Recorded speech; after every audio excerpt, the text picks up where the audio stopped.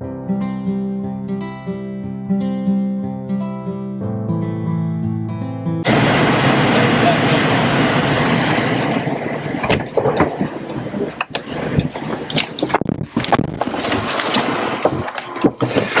right, we're going to try something new.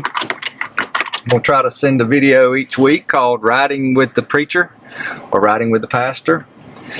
And so we thought that would be a lot of fun. And so today, my guest, as you can see, is going to be my wife, Andrea. And so here's kind of how we're going to do it. I just got some icebreaker questions right here. And so, Andrea, I want a one-word answer to these right here, okay? You ready? Ready. Auburn, Alabama. Auburn. Coffee or tea? Tea. Drive or fly? Fly. Well, I don't know. I like to do both. Cat or dog? Dog. Mountain or beach? Beach. Coke or Pepsi? Coke. Morning or night? Either or. I'm a morning person and I can stay up late. I prefer to go to bed early. Okay. Toilet paper, over or under? Over.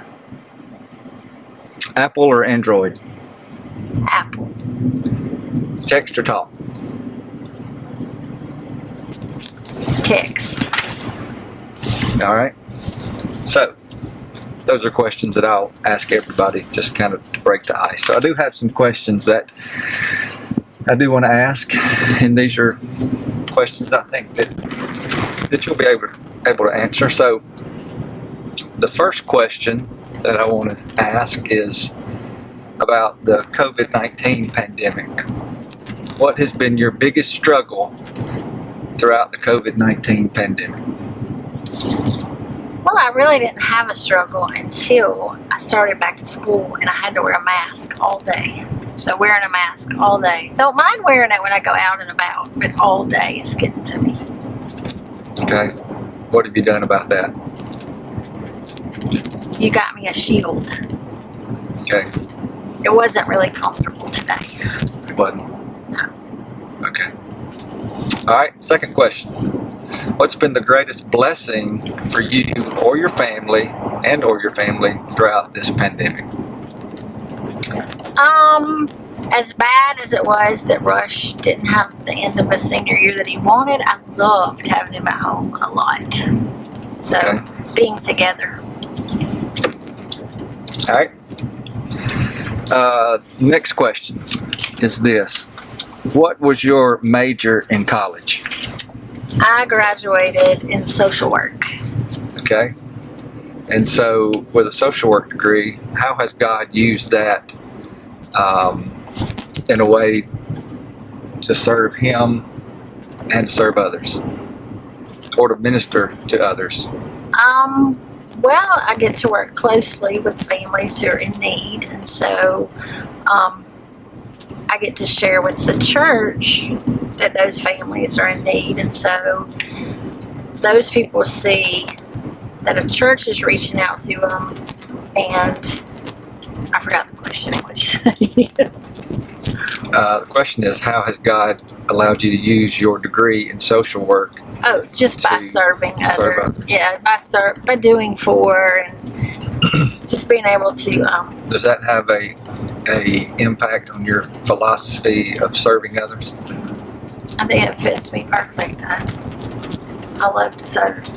What is your favorite way that you're serving right now? Right now?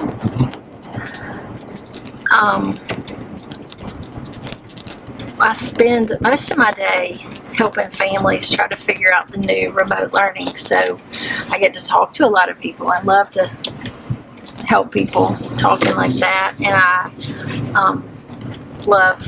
miss the church being able to do a lot, but I enjoy Miss Maxine's ministry. Okay. So here's a serious question. If you had to give this answer, who would you say your favorite pastor is? Do I have to give that answer? Mm-hmm. Well, you, of course. Okay. So that means that I'm your favorite pastor and you're my wife, so that means that you are the pastor's wife, right? Right. So you have to be my favorite. So I have to be. Kind of like I'm my mama's favorite. Yeah. Okay. So Not favorite child, but she likes me that's right. no matter what. So what would you say are the positives and the negatives of being the pastor's wife? Start with the positives. The positives are that I get to serve all the time. I get to be around people that want to serve, and I get to just do whatever I can through the church. Okay. I love doing ministry. So. All right. So the second part of that question is, what would you say are the negatives of being a pastor's wife? Probably the biggest negative is that I don't always have your undivided attention. You have a lot of other people to take care of. But I've learned to live with this, so it's really not a negative anymore. I guess I got spoiled when you were not in the ministry, and then going into the ministry, I have to share you a lot more than I had to those first 10 years of our marriage. All right, good. Well, I have one more question. And the last question, serious question that I have is this. In your trips to the Holy Land, what would you say is the site that impacted you the most? Oh my, definitely where Jesus was baptized on the Jordan River, the authentic site. And why do you say that? I mean, we see a lot of different things. We see the place where he was crucified, where he was resurrected. I just really felt him while we were standing right there. To know that he actually stood in that exact spot, and that's my favorite spot. Okay. It's quiet. It's not just, there were a lot of people there, but it wasn't just packed with people. I just felt him more there. Okay. All right, to kind of close out our ride today, I have a handful of envelopes right here. 10 envelopes. Each envelope contains a question. And so I'm going to let you pick an envelope, open it up, and you get to read and answer the question, and I'll do the same thing. Okay. All right. What's the question? What is your favorite vacation destination, and why do you like to go there? Okay, that's going to be too easy, but go ahead. I like any warm, tropical weather. And I like to go there because I love to be warm. I do not like to be cold. Well, you've been in your hot spot. But I do want to go to Canada. And why do you want to go to Canada? Because it looks really, really pretty. And I started watching 2 new TV shows, and they're filmed in Canada. Okay. And for the record, I'm not a big TV fan, so. Okay. Yeah. All right, so let's do one more because we're ending up here in just a second, but pull one more and see if you can answer it real quick before we get back to the church. Okay. If you could go back to age 8 with all the knowledge you have now, or get $5 million, which would you choose and why?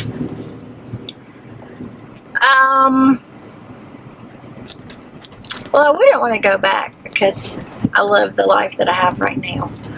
So I guess I would take $5 million. Ooh, you would take $5 million? Yeah, not to go and buy stuff, just to buy stuff for me. I would have, if I had $5 million, I would be able to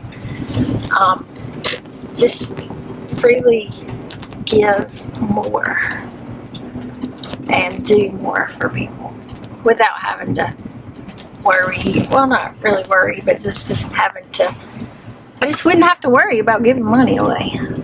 Okay. That's a tough question. I don't know. I might I might. I don't know. That was a tough question. And it would be nice to go back to age 8 with the knowledge that you have now. It sure would make life a lot easier. Well, if you could be guaranteed it would end up the way it is today. Might I would not. take You might that. not do some things that you wish you No, had I'm to just talking about if you could fix all the things you did wrong, but I would still want my 3 children to be married to you. Okay. All right. So that's the end of our ride. I hope that you have enjoyed this. And like I said, we're going to try to do this every week. Not with me. No, not with you. I have somebody different every week. And so I look forward to seeing y'all next week. Y'all have a great day.